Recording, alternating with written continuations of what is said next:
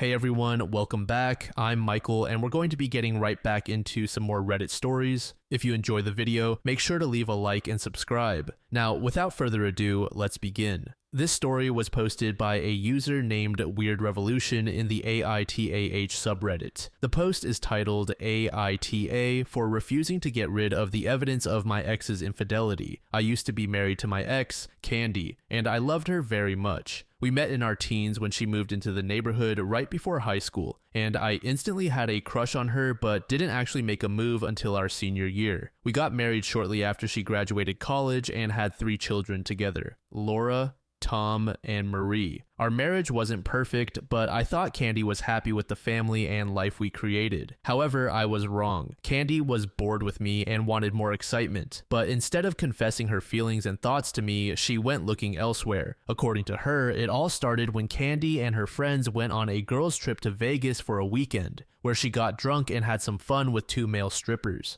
Candy said that while nothing happened beyond second base, it awakened something in her and she regretted not going further. A year after that, she started going to bars and clubs for excitement, and eventually began hooking up with other men, with at least 2 of her girlfriends covering for her. I was never the wiser and probably would still be married to Candy if one of her lovers hadn't secretly documented their moments together. He was mad that she had another guy on the side and mailed the evidence to me as revenge. I was sick at seeing all the things that I did not know about and I didn't respond well. I filed for divorce and my lawyer used some of the evidence that I was given in court, but not all of it because it wasn't necessary. I still have all the evidence that I received, I just kept it in the attic. Recently, my youngest made some not so great choices with an ex-boyfriend and I ended up having to get a lawyer for her. I am amazed at how much the laws have changed, but I'm glad my daughter is protected. After it was over, I had a serious sit down with her and told her to be more mindful and that she should always be prepared for this to hang over her head even if the law is on her side, because some guys just don't care. This was a long and deep conversation during which I admitted to Marie how I found out her mom cheated and let it slip that I still had the evidence.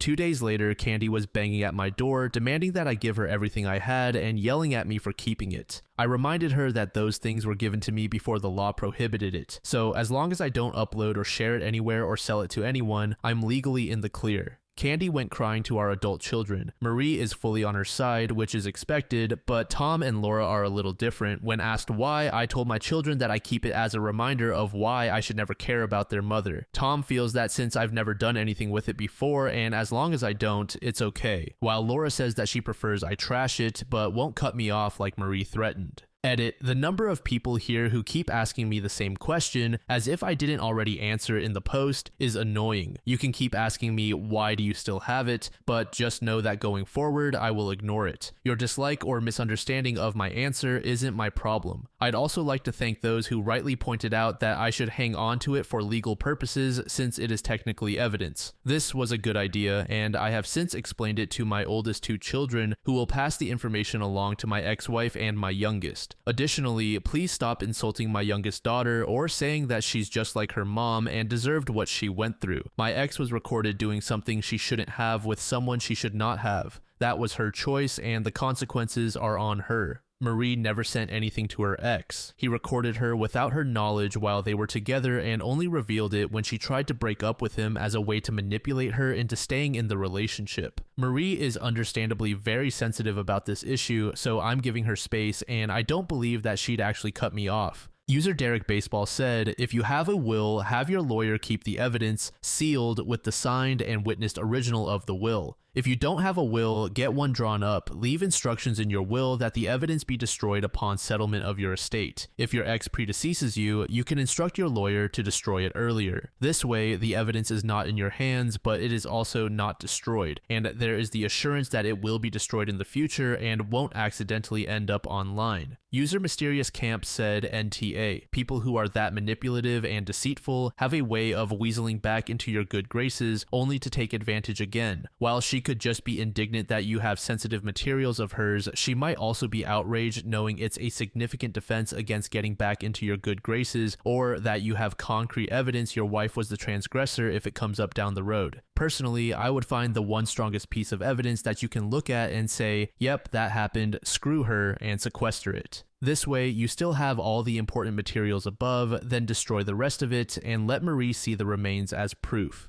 Don't turn them over to be used as collateral against you, and don't provide the destruction evidence to your ex. Just either involve Marie in the destruction or give her the remains so she can pass them along. User Wazeltov said, "I'm of two minds on this. I'm assuming that the laws you are referring to are revenge laws, where it is illegal to disseminate explicit media without the consent of everyone involved, and it sounds like your youngest daughter just went through an intense falling out where her ex-boyfriend broke those laws, which was very upsetting to her. Obviously, my heart goes out to your daughter, as she certainly felt victimized and vulnerable from her naked pictures being distributed without her consent. I can understand why she's being empathetic towards her mother's situation, as they do resemble each other. Her mom doesn't want you to have those videos, and she's in them. However, there are some meaningful differences between the two situations. The media you have is evidence of infidelity, and you have not distributed the media in any way, nor plan to, but there's always the chance that you could, even if you never would, and that possibility is the real issue here. I think you're NTA as of right now, but I do think you need to come up with a plan to extricate your need to have evidence that your ex-wife cheated on you from the physical copies of the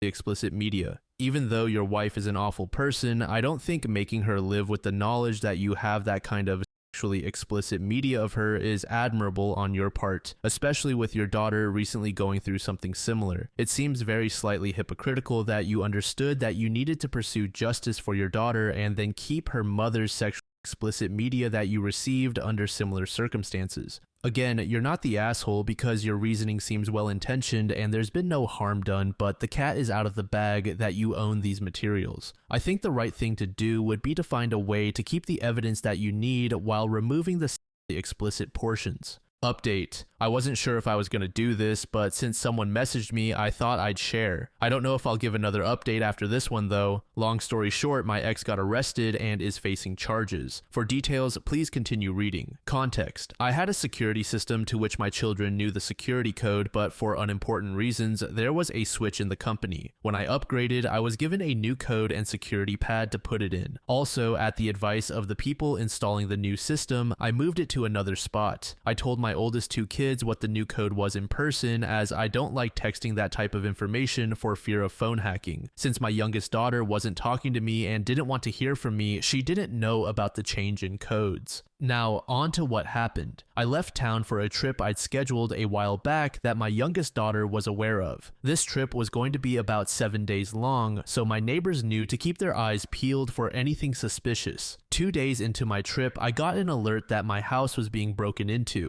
The company called and I told them that I did not enter my home and wasn't expecting anyone. My neighbors also called the authorities. I could tell by the security cam that it was my ex-wife and she had someone else there, but I didn't recognize them. The authorities had detained my ex, who insisted that it was all a simple misunderstanding. I told them over the phone that it wasn't and I wanted to press charges. Then I laughed when the call was over. I laughed a lot, hard, and to the point where I was in tears and struggling to breathe. There was something about my trashy ex getting punished by the law that felt so liberating to me, but my joy took a pause when I started getting calls from my youngest. Turns out, she gave the security code to her mom with the intent to search my home for the tapes while I was gone and get them. My ex went on a different day than what was planned, and that's how everything happened. My daughter asked me not to press charges, but I went forward with it. My daughter was angry with me and we got into an argument where she blamed me for still having the tapes and telling her that I had the tapes. We haven't really spoken since, but my other daughter convinced me to go to therapy. After a couple of sessions, I discovered that one of the reasons why I held on to the tapes was because I never felt as if my ex was punished enough for what she did. She never apologized, never showed remorse, made excuses, and that has always pissed me off. It's also why I'm refusing to drop the charges. I'm still processing what all this means, but that's how it is right now.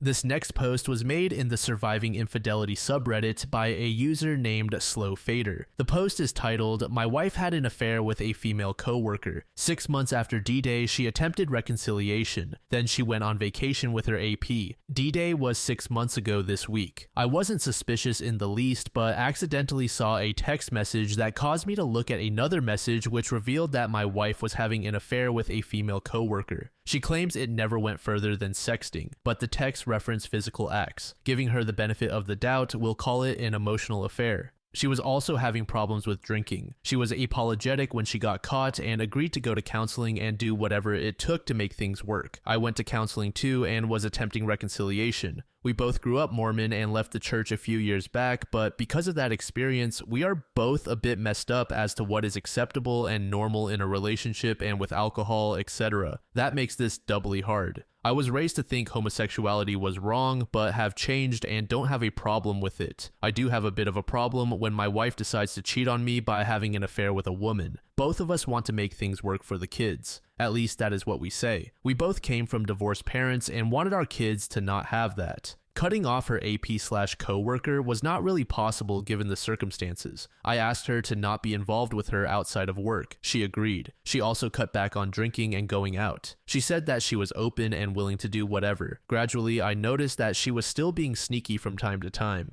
After I caught her and confronted her, she no longer texted regularly with AP on text messages. Instead, she went to Snapchat where I could see she was the most recent message but couldn't see what was shared. Last month, I was going to help her with her phone and she snatched it away nervously when a notification sound went off and I saw it was a snap from the AP. She said they just chat casually about work stuff. On a weekend? Yeah, right. She assures me nothing is going on. I think it is more that her AP is not willing to leave her marriage and so my wife doesn't really have an option. I repeated again that I would prefer she not be involved with her. Last weekend, I went out with her to a COVID-safe outdoor work event. She drank heavily and afterwards convinced me to go somewhere else with a group that included her AP. I pretended to be okay and went along with it, including an awkward interaction with the AP. Driving home a very drunk wife, she talked about how good and loyal I was and then proceeded to tell me the perfect person for me was someone else we knew. She said that she still wanted to make it work. She also told me for the first time that she had told a parent and sibling of hers about what she had done.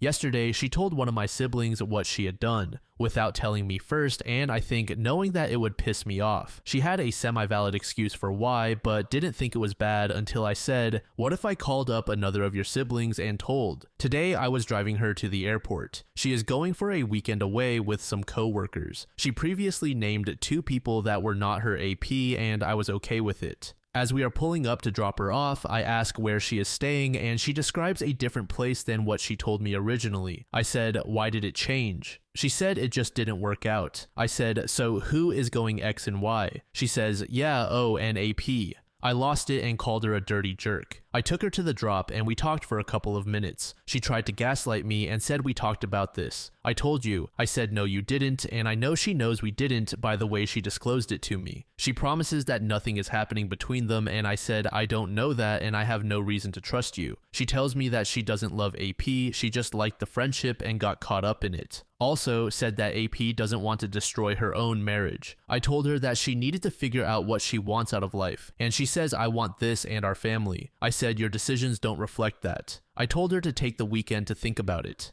After I left, she called to apologize and said she should have been honest with me and that she doesn't know why she is being like this. She offered to stay home. I told her no. She should go and have fun and think about if that is what she wants. She said I should do the same. I said, I know what I want. I'm not the one that went and had an affair. I'm still here despite what you've done. I said she really needs to think about the consequences, reminding her that divorce is expensive. I said I'm not saying that to threaten her, just to say that she should know I won't be taken advantage of in that situation. She knows that financially we are stronger together. It has been 6 months and this is the closest I have been to calling it quits. I know some will see that as the best option. Others may not. I wanted reconciliation and knew that it wouldn't be easy, but she is making it even harder. Based on what I've written, I'm guessing most of you can see the writing on the wall better than I can. She is probably done, right? Should I keep trying? Is there anything to salvage, or should I just cut my losses and stop the status quo? Am I stupid? Update. I won't recount my whole story here. It's been 6 months since D-Day when I found my wife was having an emotional affair with a female co-worker. I made a post in r/surviving infidelity and got lit up with people telling me to leave after my WS went on a weekend getaway with a group of co-workers that included the AP. The most egregious part is that she told me the AP was going about 30 seconds before I dropped her off at the airport.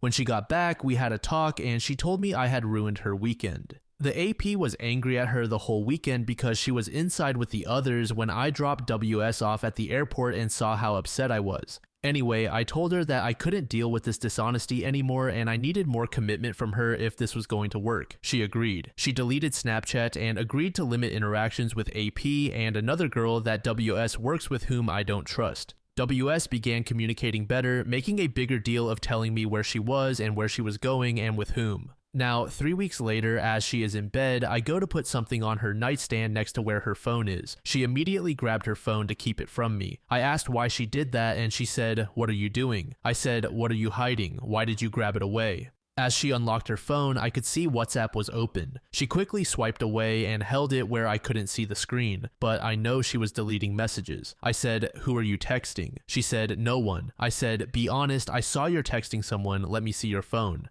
She said, "Why?" And I explained, because I don't trust her. I said, "Show me who you were messaging." She opened up iMessages and showed me that. I said, "No, show me WhatsApp." She admits it was the girl I don't like and that the messages were about going to smoke pot together. WS knows I don't like this coworker and that I don't approve of them smoking together. She then swipes away another thing and shows me the screen. I said, "What does it matter now? You just lied to me and deleted messages right in front of me. Of course you'll show me now." We talked for a bit and calmed down, but the feeling of betrayal is back. I thought when I put my foot down after the weekend getaway that she was really serious this time, but this shook me again. I brought it up again last night and she's like, "You're still on that?" I said, "Yeah, it hurts." She listened and understood and says, "What do you want from me?" "I want honesty. I don't want you to lie and hide things. There is just so much to unpack in all of this. For privacy's sake, I'm not giving every detail, but I have some reasons to give her a little slack. Not a lot, just a little. But this hurts. She keeps saying the right things and that she wants to make this work, but some of her actions don't match." Final update. It's been almost a year since I drove her to the airport, only to discover that her girls' weekend involved her AP. A lot has happened since then. We tried for another month after this post above, but ultimately she opened up and admitted that she liked girls and probably had for a long time. That was the moment where everything changed. I knew I was going to continue to try and reconcile with someone who wasn't living their truth. So we opted for divorce. She was already looking for another place at that point, thinking I would kick her out. She moved out a month later and we told the kids that they would have 2 houses. She met a new girl on Tinder and started a whirlwind relationship with her. They broke up in the fall, which sent my then STBX into a spiral. I ended up having the kids until early this year and we're now back to joint custody. It was a hard, traumatic year.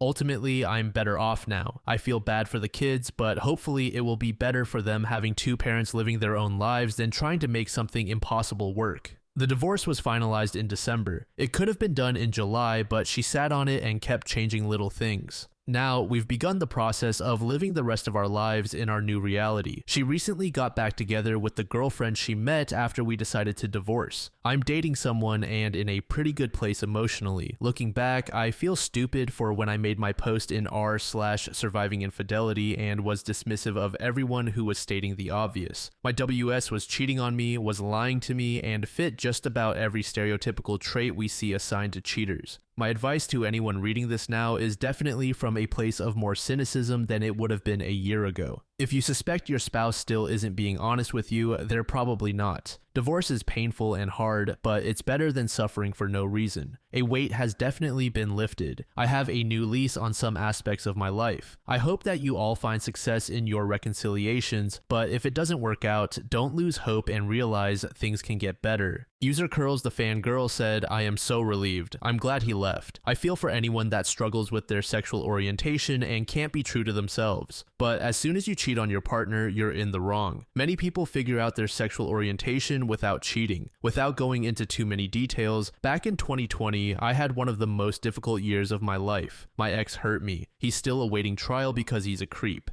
And I still feel hurt when I think about it, but I'm so relieved that we never married each other the way we had been talking about."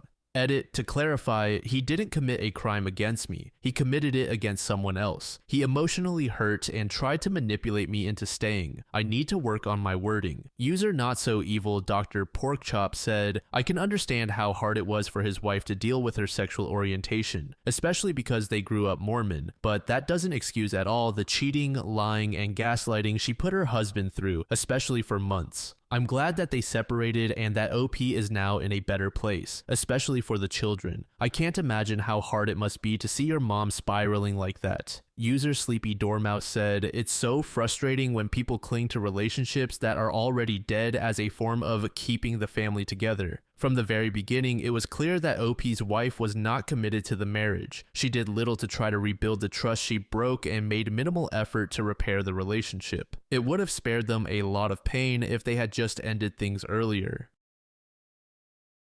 This final post was made by a user named Strawberry Cheese in the relationship advice subreddit. The post is titled, "I found out my family is hiding my fiance's affair with my best friend. How do I confront everyone? I need some serious advice on how to navigate any of this. I found out a week ago that basically my entire family has been helping my fiance hide his affair with my best friend. I created this account because I honestly have no one else to tell this to, so my brain figured internet strangers would be best. None of my family and friends have Reddit. For extra emotional context, my fiance and I have been together since 8th grade. I do apologize if this gets long, but there's so much to unpack, and I just want to refresh myself with everything I have, as well as figure out the best way to confront my family, best friend, and fiance with at least some dignity. Here are names and ages for context for everyone involved. Richard half-brother, Maria half-sister, Angie my mom, Peach best friend, and Alex my fiance. So a week ago, Alex was taking a shower and had left his phone on our bed. My fiance and I have an open phone policy, seeing as we both struggled with getting cheated on in past relationships. I was packing my suitcase for a family trip that is happening after my rehearsal dinner tomorrow. I heard his phone keep going off. He yelled from our shower if I could mute his phone. I went to get his phone and saw that it was Peach calling him. I was curious at first, but seeing as she's part of my bridal party, I didn't find it too suspicious. I muted the phone and soon messaged Peach from my own phone. Here is the paraphrase of our conversation. Me: "Hey Peach, my fiance is in the shower. What did you need?" Peach: "Oh, nothing. Just wanted to confirm with him the flowers for your bouquet and aisle." Me: "That's weird. I didn't change my mind on any flowers or anything. The florist was contacted last month and everything was paid for already by Tony, my mom's husband."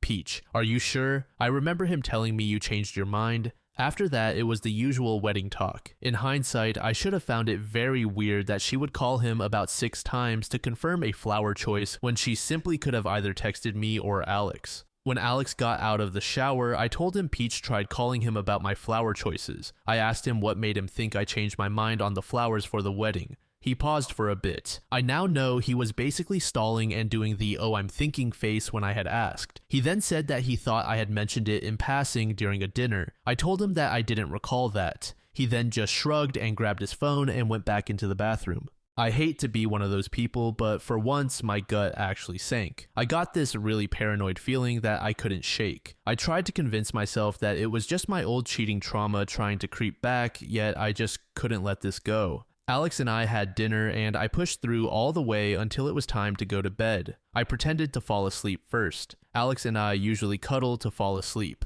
When I knew he was in a deep enough sleep, I went to check his phone again. I checked his Instagram, Snapchat, and messages, but I couldn't find anything. Then I went to his Facebook Messenger. He uses Messenger to communicate with his family overseas. I only saw his main family members, and most of the messages were about getting plane tickets to come to the wedding. We were supposed to get married in December with a winter wonderland themed wedding. However, with my previous relationships, I checked his archives on Messenger. That's when the horrific truth came to light. There was a group chat with Peach, Alex, Richard, Angie, and Maria. The group chat was established a year ago where basically Alex and Peach confessed to having an affair to my family. My mom did shame them at first, yet she later asked Alex if he truly loved Peach, because you can't help who you love. He said he was absolutely sure and that he also loved me. Then Maria and Richard suggested that he bring up an open relationship to me. They both are in open relationships and married, and apparently it's working for them in whatever la la land they live in.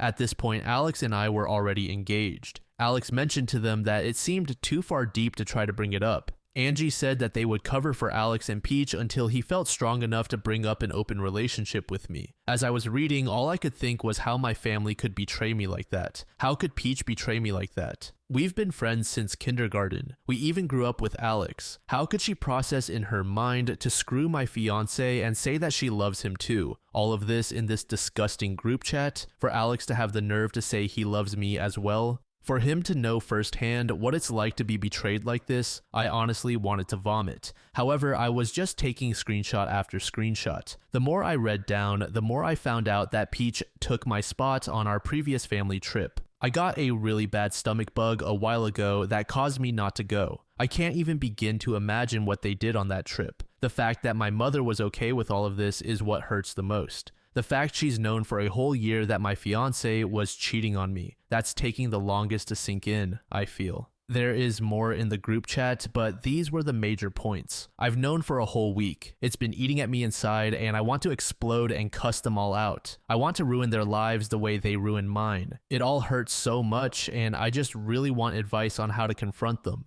How do I even begin? What do I even say? The anger I feel is so intense that if I let it all out, I'd look insane. Please, Reddit, anything will help. I'm planning on confronting them tomorrow at our rehearsal dinner. Update. So I did wind up taking bits and pieces of advice from everyone. Last night, I constantly went back and forth between going ghost or fully exploding on everyone. I decided to take a mix of both routes. I sent the screenshots to Alex's parents and explained the whole situation to them. I was honestly expecting them to ignore it or not believe me. However, they called rather quickly. They asked me if I had any hard proof of them cheating besides their confession. I confided in them that I didn't. They asked for more screenshots, and I basically sent them a good chunk of what I had. His mother made me feel awful for sending them. She was sobbing and apologizing for her son. She soon became inconsolable. His father took the phone and asked if there was anything his son could do to make it up to me. This early morning, I was offended he asked that. Yet, I saw it from his perspective later. I asked him if I could be frank, and he agreed. I told him that unless his son could shrivel up and disappear, then there wasn't really anything he could say. His father said he understood. I asked him if they could keep this to themselves until I brought it up to Alex. They said they could, and we ended the call. For a while, I thought vomiting from stress was rare, but it finally happened.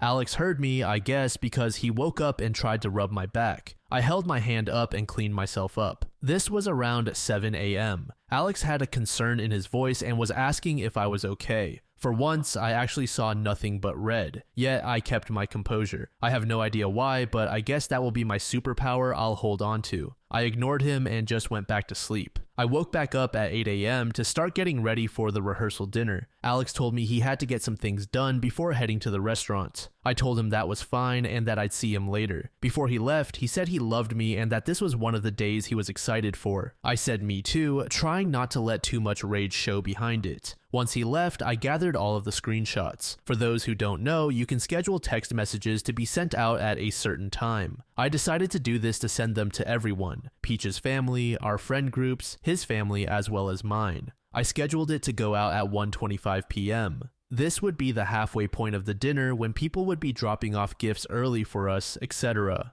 I gathered the black hole of stress forming in me and headed to the restaurant when it was time. My mother and her husband were already there. My mother hugged me and all I could do was stand there. Feeling her hands on me almost felt like she was personally violating my spirit. I did a quick tap hug so she wouldn't get suspicious and we headed inside. Guests started flowing in and everyone was surprisingly on time. Once everyone was gathered, Alex went on this whole spiel about how happy he was that everyone could come and how excited he was for his family for the next dinner. He mentioned how I was the love of his life and how he was so happy our families would mingle and we could be one. I wanted to ask him how dare he say that shit, but all I could manage were fake smiles and nods. Peach was basically looking like a clueless dog, smiling and clapping for us. To see this happen in real life is truly mind-boggling. The lengths people will go to have their cake and eat it too. I could barely eat as the stress was getting to me so badly. At the time I set for the messages, people's phones started buzzing and Alex's and Peach's phones were blowing up. I must admit that for once, a genuine smile crept onto my face. It was like watching an entire kingdom crumble and fall. The horrified faces of Peach and Alex when they looked at me were golden. It's the one highlight I will hold on to from this emotional day. My aunt went ballistic. She started calling my mom a cruel, heartless jerk over and over. My mother hurriedly checked her phone and saw that I had sent her the screenshots. She started screaming and becoming irate, saying I was really trying to ruin her life again.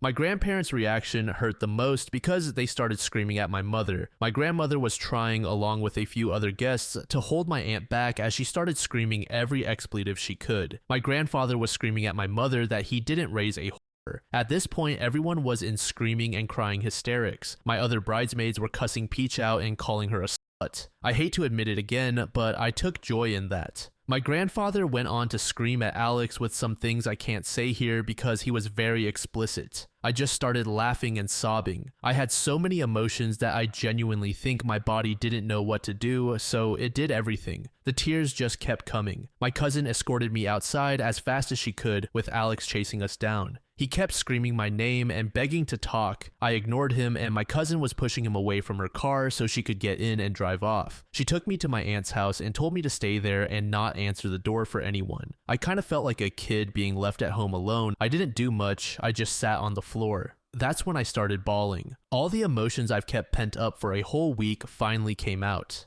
After about another hour, my aunt and cousin came back home. They hugged me for a good 5 minutes. When we finally broke apart, I noticed that my aunt had a few scratches on her. I'm assuming they couldn't hold her back from my mom for much longer. My aunt caught me up on everything. Apparently, after my cousin drove off with me, Alex came back in and started screaming at Peach for ruining everything. They got into a screaming match while some of our friends tried to split them apart. My grandparents, aunt, and Tony were drilling into my mother for answers. Tony was the most livid. Apparently, during the family trip I couldn't attend, my mom told Tony that I had offered my ticket to Peach so she could enjoy a nice break for herself. At this point, Tony was screaming and reading some of her messages out loud. She was begging him to stop and saying that she could explain. My aunt started adding that my mom better start explaining because all she saw was a worthless mother and a vile person. Apparently, this set my mother off and she started screaming about how she hated me, how I ruined her life and made it difficult. She claimed that she could never be happy because I was always a constant reminder of her biggest mistake ever and that she regretted not aborting me when she had the chance. That set my aunt off and she basically pounced on her. For context, my aunt is infertile. In her words, I was the daughter she never got to have. So in her mind, she went full mama bear mode on my birth giver. To make a long story short, here is everything else that happened.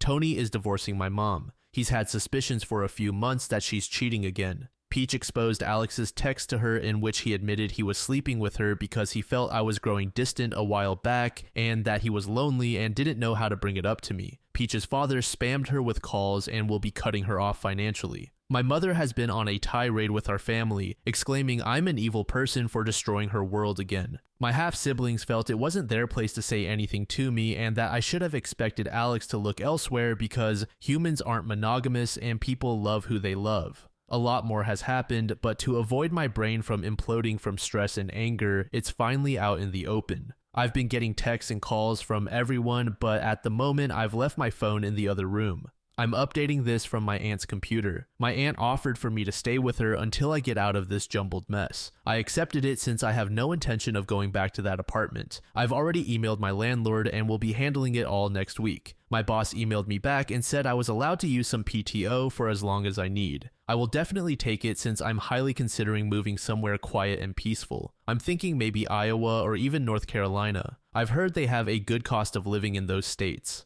I want to thank you all so much again. I truly appreciate all the support I've been given and received. I'll be offline after today for a few days. I feel like I need to disconnect from everything and actually comfort myself. My aunt and cousin are at my place getting some of my things and my cat. Alex is there begging them not to take my things and asking them to have me just talk to him. I don't know what he thinks a conversation will do. The emotional and mental scars I have are not going to go away for a while. I also know I have a long journey ahead of me in therapy. A lot of people have pointed out that I was severely abused by my mother. Now that I know how much she hates me, it will be easier to go no contact now. Update 2. I messaged Alex's parents the screenshots and they were very upset. I scheduled text messages to be sent out to everyone during the rehearsal dinner. I also sent the screenshots to Peach's dad. I made sure it went to Peach's family as well. I also sent them to my family, Alex's family, and my own. Once the scheduled time passed, everything went into chaos. Peach was being berated by my now ex-friends about why things escalated. Peach's father cut her off financially. My grandparents, aunt, and Tony started grilling my mom for answers.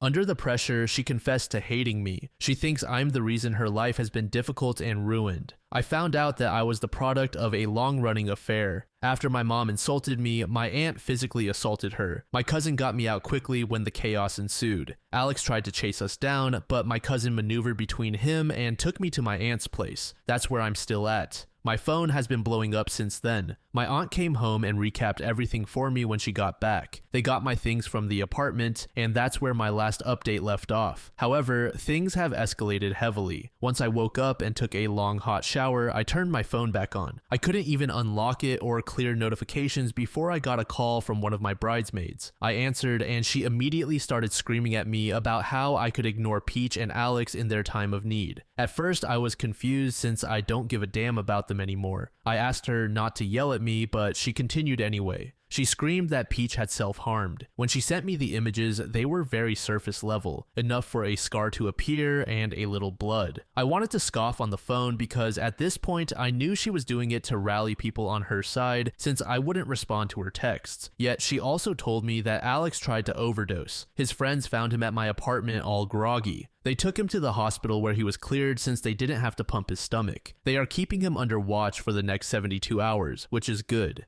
After this, my friend group has been split heavily since I didn't respond to either of them before they did this. I still have no intention of talking to either of them. I don't really care what they do for attention as long as they leave me the hell alone. During the initial confrontation with my egg donor, Tony found out that my egg donor lied to him and said Peach could take my ticket to go with them on the trip. They got home and started arguing more because Tony brought up his suspicions about my mother cheating. She started screaming at him and confessing everything, telling him that my half-siblings aren't his and a lot of other very hurtful things. He had to call the police on her to escort her off his property. Tony followed up with me this morning and told me that my mother confessed that I was the product of a long-term affair she had with his best friend. Yet, after finding out Tony is getting papers, she has been trying to backpedal. She has been calling my aunt, begging her to convince Tony not to do this or else she will be homeless. She has been trying to call Tony and his family, but they have all been ignoring her. Yet, this wasn't enough for my egg donor. She knows my aunt's schedule and tried to come over to assault me. My cousin was with me still, so she couldn't get in. But hearing her scream at me, some of my very low insecurities hurt, and I started to have a panic attack. My cousin took me upstairs when we heard a loud crash. My mother broke through the window and ran upstairs and attacked me. For once in my life, I hit my egg donor back. All the anger I had towards her, I finally let out. My cousin was struggling to separate us and had to run to get our neighbor. I only have a few scratches and bite marks, but outside of that, I am okay. I'm also placing charges against my egg donor. Hopefully, I can get a restraining order. My mom ran off before the police came, but I gave them Tony's address just in case she tries going back there. I see that those evil people aren't going to stop until they get a response out of me. However, on a weird note, I got a call from my half-sister. She tried apologizing and I cut her off because I don't want to hear it anymore. She then scoffed and had the nerve to ask if I could watch my nieces while she, her husband, and her boyfriend all go on a trip. If she wanted me to watch her nieces, then she would have to ask through my aunt. She started screaming how I was being unfair to her and punishing her kids. I told her I was punishing her. She said never mind and that I couldn't see my nieces. I knew this could happen, but it hurt my heart. I'm pretty sure she's telling them I hate them.